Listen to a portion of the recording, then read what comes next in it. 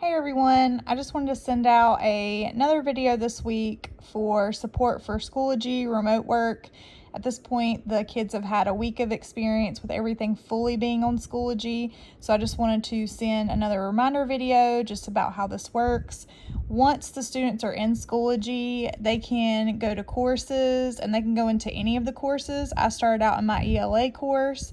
Any course they go in will have this same landing page pop up at the top. So if they're in ELA and then they decide they want to go to science or math, they can do that all from here. And when I go into science or math, this same landing page will load at the top. So that's always there for them, which is nice. So the biggest thing I want to reiterate for remote work is that paper checklist. It is located in your child's red folder that they bring home on their last in-person day each week.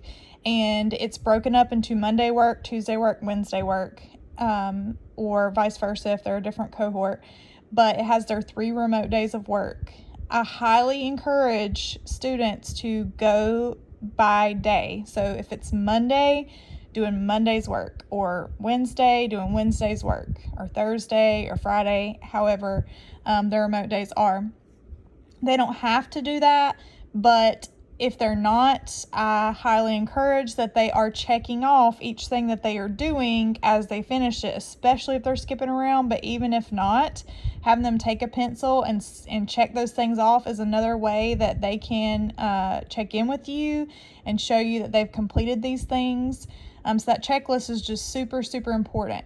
The checklist also has their required iReady lessons for each week. So they have a certain amount they're supposed to do in reading and in math, and that counts towards their attendance. So make sure that they are checking those things off their checklist.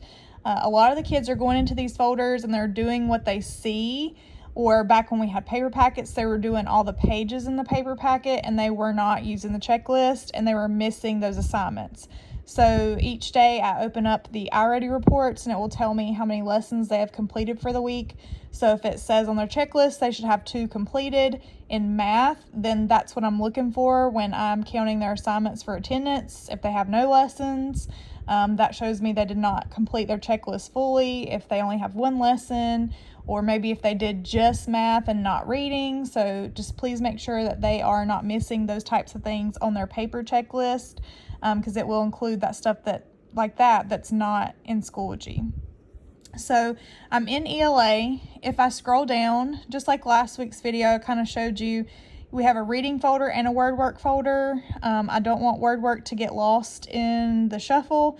So just know that that is under your ELA course. When I click on reading, just like last week, when I get in here, it's going to have my separate folders. This week's work will be the week of 11/23, so we'll open that up, and then you have all of these things here. The directions are always here underneath the assignment, and whenever you see this pencil with the paper, that is something they have to respond to and turn in. A puzzle piece is a quiz. It will automatically grade that for me when they turn it in, and it also lets me know how many minutes they spend on that assignment or on that quiz, which is super helpful to see how long it's taking them in comparison to how well they scored or how well they didn't score on something like that. But this is in order. Just like on the checklist, I recommend that they are doing these things in order that it's listed on the checklist, because that is how it will make sense. I think that some kids are clicking on certain things and they're going like down here at the bottom to try this, and they're skipping around trying this, and that's just not going to make a lot of sense. And that kind of reflects in the grades they get when they're turning that in. And I also saw a lot of assignments this past week where it would say 2 minutes were spent in something. And so we know that that's usually not enough time to complete things like that. So just helping to reiterate that, we can see how long they're spending in there. I have showed the students that this past week, so hopefully they have a better idea of just how well monitored this is and how I do know what they're actively doing in here. But this is our ELA section. If I click on an assignment, I'm just going to click on one for an example. The kids this week downloaded and learned how to use the Kami app. So anything that they open and this is an option, they're going to want to click that. And even in the directions, it says using the Kami extension. That means they're going to have to open with Kami. So when they click that, I went ahead and did it so it wouldn't have to load. So I'm going to click over. When they do that, it's going to open the document into the Kami app. So this is a History of Thanksgiving reading article. When they get to this article, when they're reading this, if you scroll down, it will give them directions down here also. It will tell them that they have to find text features and circle them in different colors that they've been learning about text features. They have to do that with certain colors listed here. So to use the Kami app, they'll come over to the paintbrush. They can click on whatever color they want. And when they do that, they can underline, they can circle. If you have a child who, when it comes to actually answering questions, like writing words into blanks, not on this document necessarily, but on other things that they're going to have to answer questions, if you come over to this T, this is the text box option. They can click a color, and then they can click anywhere that they want to type once they've done that, and they can type. So that's really, really awesome. The kids loved this when they were able to learn how to use this.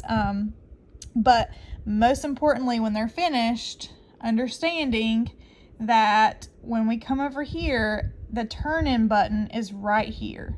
They're going to have to turn this in for me to be able to see it. So just making sure that they see and know where that turn in button is, that they're not forgetting to do that when they're done with these assignments. And again, just reinforcing with them at home to please read instructions. This past week I had a few assignments that were turned in that had nothing on them. They were just blank, and I don't know if it's because maybe they just didn't know what to do, so they just turn it in because they think if they turn it in, it's going to look like it's turned in, which it is, but that obviously doesn't count if I'm opening it and nothing's on there. So they're always going to have directions here. And like I said, going back to here, the directions are always, always, always here. They just have to look for it. And the biggest thing that I've kind of seen in class as we've been walking through this is they have a habit of looking at screens and overlooking little things like that, just as they would, of course, because it's a lot, but they will overlook little things like this and they'll say, I don't know what to do, and it's right there. So I've tried to help them a lot this past week just to kind of troubleshoot when they feel like something's not working or they don't understand the directions. They're always nearby. But of course, at any time, if you have questions, you can send me a message on Remind. They know they can message me through Schoology. They can actually send me a message and I can help troubleshoot with them. So just reminding them of that. When I go back to courses, I'm just going to go into, let's see, I'll go to math. Just like reading, when I go into math, I'll scroll down. I'll have my week assignments for this upcoming week, and then everything is here in order for them to do. And as you can see here, these are links that they're going to be doing, but this right here has that little pencil, so they're going to have to turn that in.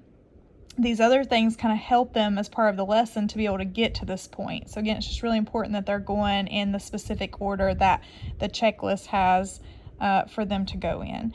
That checklist, again, is located in their red folder, and if you have any questions at any time about what they're supposed to do, please let me know. But with the Gaston County Schools attendance policy change, it is just so important that they are completing this work each day and that they are not missing assignments. So if you would like for them to mark off that checklist, you sign off on it or have them bring that back to me just to kind of ensure that they are following that checklist, anything that works best. It's not required for them to bring it back to me, but if you feel like that will help them to tell them that they need to bring it back to me, I will definitely collect those. And so just let me know how best I can support you. And thank you guys so much, all the parents and people that are helping our students right now. I know this is such a hard time and challenging time, and a lot of work on the kids and everyone involved, especially parents at home helping out. But the kids have had lots of experience at this point doing this. They seem to find everything fine in class, so I know that they're gonna, take this in stride just like they have everything else this year. But again, don't hesitate to let me know if you have any questions.